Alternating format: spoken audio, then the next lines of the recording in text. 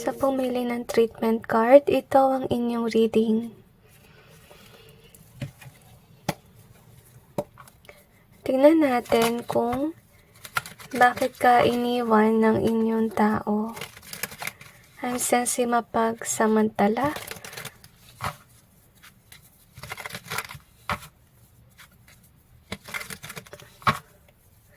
I'm also sensing bully. Feeling ko binubully ka.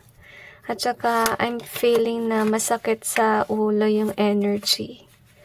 Siguro kung ano man ang ginawa sa'yo ng taong ito, binigyan ka niya ng stress dahil sa kanyang pagkawala. Marahil dinibdib mo yung pagkawala niya kasi seryoso mo yung connection. Or pwede rin dahil matalik mo siyang kaibigan at bigla ka niyang binetray. So, i-clarify natin yung cards to gain more information. Maybe nandito ka to gain some understanding kung bakit ito nangyari. Kasi maybe until now hindi ka makapaniwala sa ginawa niya kasi siya yung tipong tao na hindi mo akalain na gagawa ng ganito sa'yo.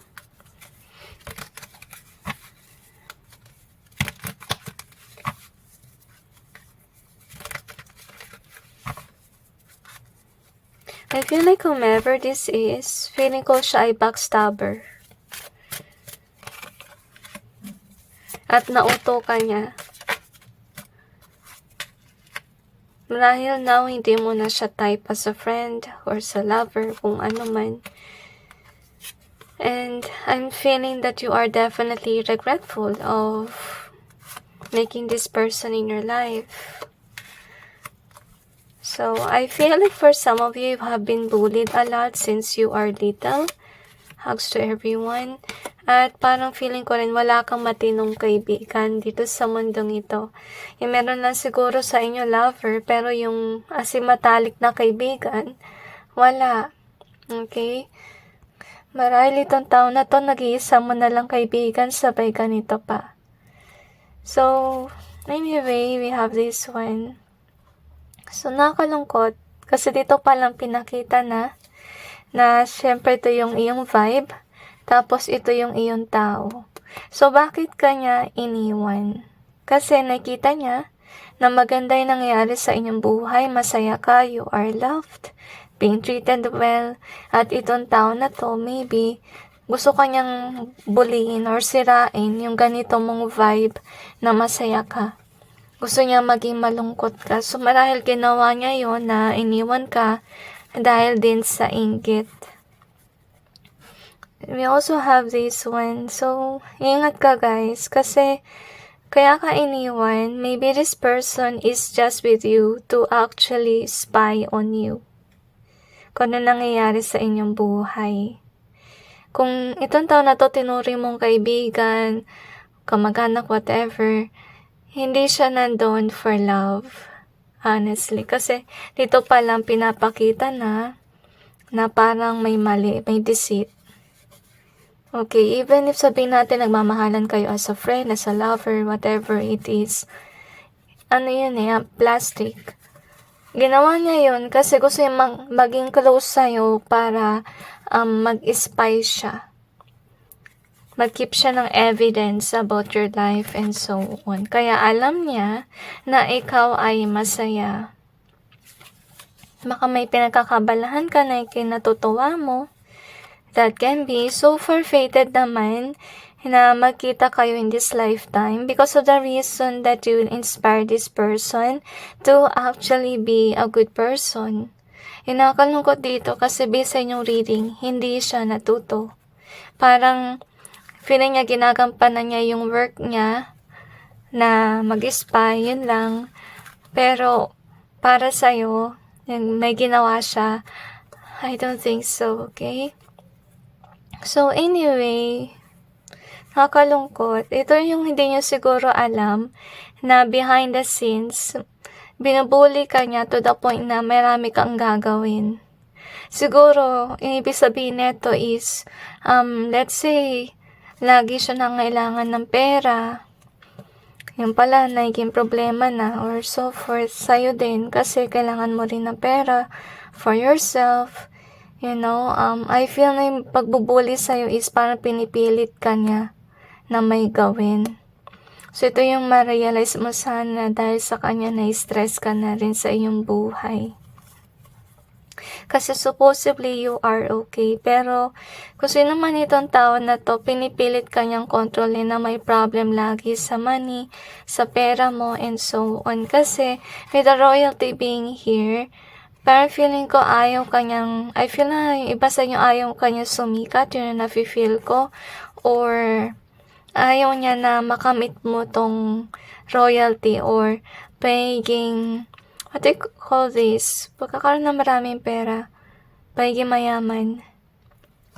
So, yun nafe-feel ko. Nakakalungkot. Malungkot yung energy na to. So, basically talaga, fated na rin na nawala siya sa iyong buhay kasi nga, hindi maganda yung ginagawa niya sa inyo. Napapatuloy yung pambubuli as you can see here, which is not good. And you're being controlled by this person, maybe on your mindset, as you can see.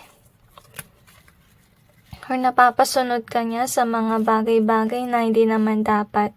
So anyway, as I told you na you could have a potential na yumaman. Siguro nakita niya ito kasi if ever you do have a work or pwede rin negosyo, maybe following din, talagang, nagmamatch yan sa inyong talento at napaka-talented mo. Hindi lang iisa yung kaya mong gawin, marami pa, okay? So, dahil dito, naiinis siya. So, siguro yung nangyari dito sa katingin ka sa future, masaya ka, stable yung buhay, whatever. Tapos, yung ginawa niya, kaya kanya iniwan kasi tinatry niyang isik yung iyong attention. Gusto niya mapunta yung attention mo sa kanya, sa pagkawala niya, para, maghimalungkot ka. Hindi ka na nakatingin sa future, ma-depress ka, malungkot ka dahil wala ka ng friend.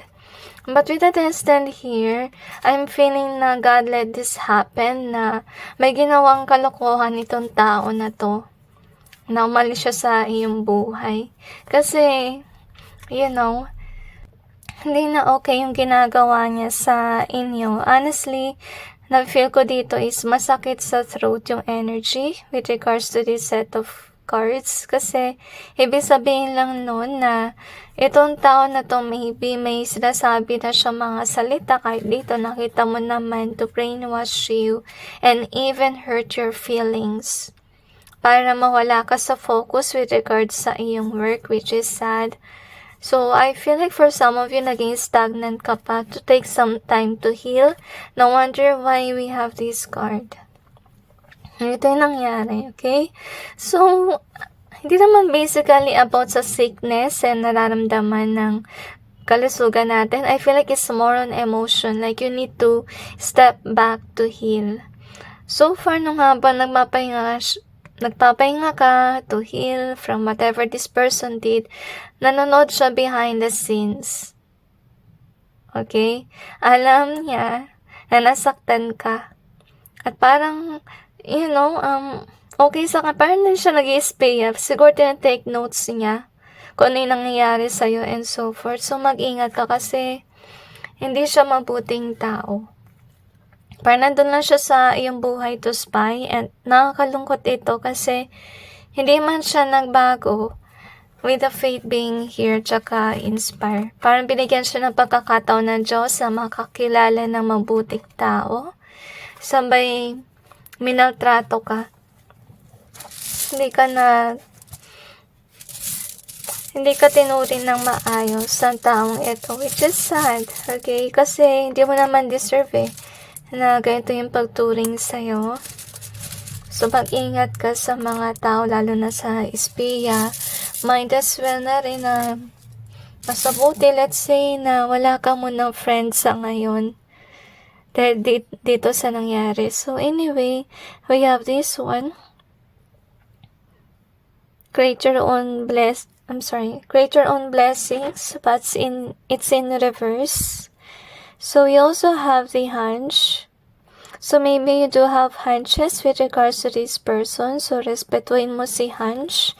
Kasi, yan ay protection from heaven with regards to this person. Kasi, with this one, create your own blessings is in reverse. Ayaw ka nila na mag-create ng blessings. Gusto nila na maging stagnant ka. Ayaw ka nila mag-work. Kaya, iniwan ka para mag-take some time ka mag-heal. Para mawala yung concentration mo sa work. Which is sad. Binigyan ka ng heartbreak for this to happen to you. So, we have the care. We also have calm. Okay, so maybe yung feeling mo with regards to this person, parang hindi ka kalmado. Parang feeling mo may tinatago siya siguro. You know, hindi niya na-express lahat ng nangyayari sa kanyang buhay. And I feel like you do care for this person. Yung nakakalungkot lang is wala yung care sa kanyang vibe. Yung parang purpose lang niya is to spy on you, to betray you, and so on. So, we have this one in either way. So, marahil ito yung nangyari na nagdadalawang isip ka if ever this person is still your friend or not. So, might as well i-block nyo na lang, guys. Broke is in reverse kasi nag-i-espia siya. Kasi, siguro ng time na hindi pa siya umaalis, you're not broken, you're happy with your life. So, binook niya yung I feel like yung happiness mo kasi bila siyang umalis. So, we have the yes here. No, mess. Okay, not yes. Mess. It's in either way. We also have the present in reverse kasi ayaw kanya magkaroon ng future. Gusto niya na, mawala yung present moment sa'yo. Meaning, mawala yung momentum mo in pursuing whatever that you're doing. As you can see, gusto niya maging messy yung inyong life. Kaya niya yun ginawa. So, yung mess natin is naka in either way. Kasi I feel like you cannot be shaken. Mahirap kang i-shake. Kahit ang sabihin natin na sinaktan niya yung damdamin mo. Pero, nagagawa mo pa rin tumayo. I feel like you're like a phoenix, to be honest with you. So, we have this one here. And you also got, what's this? Hindi ko mabasa. Oh, love. But it's in reverse. Hindi na siya mabasa na. Nag-fade na kasi. So, love naka-reverse. Okay, so, ayaw ka niya mag-move on sa kanya. Yan yung gusto niya mangyari. Gusto niya manatili kang malungkot sa pagkawala niya and so on. I feel like yung greedy energy. I don't know why. But yet, let's see what else do we have here.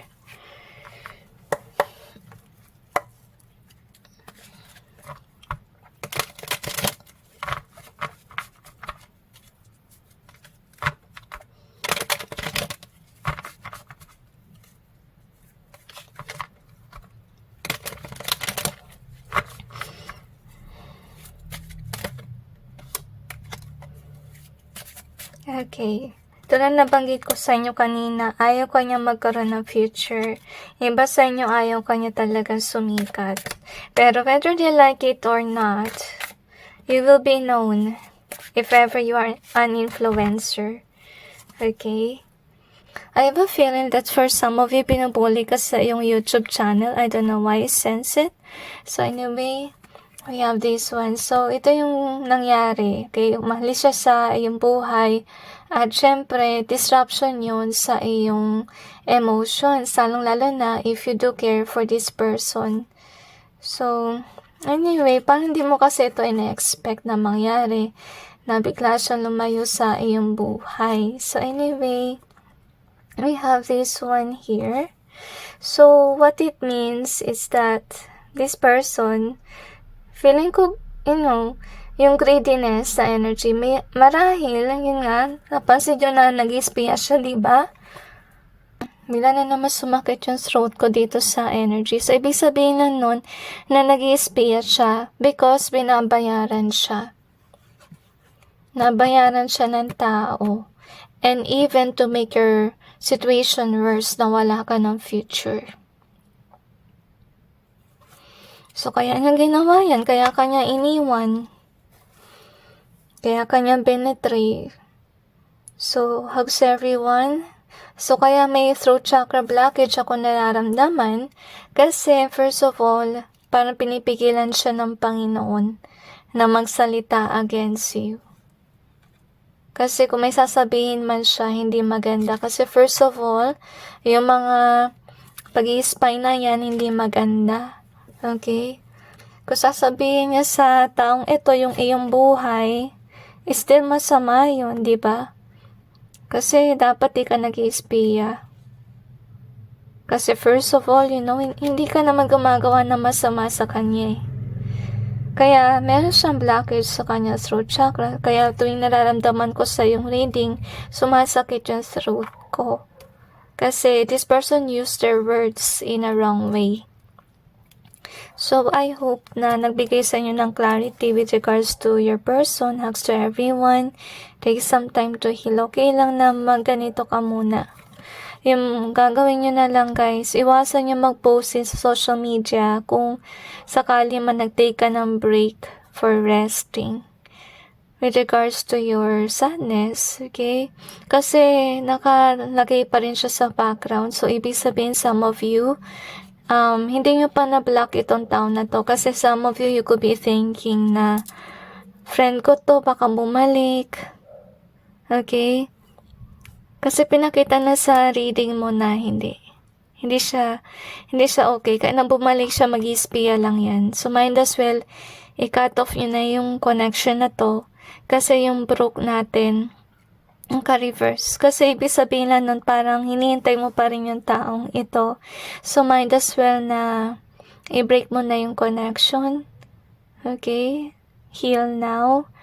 At once that this door has been closed, malay mo may pumasok na bagong tao na hindi espiya, kundi talaga mabuting tao for you. So anyway, that's it with regards to your reading. I just hope this may give you some insight and awareness, and God bless you.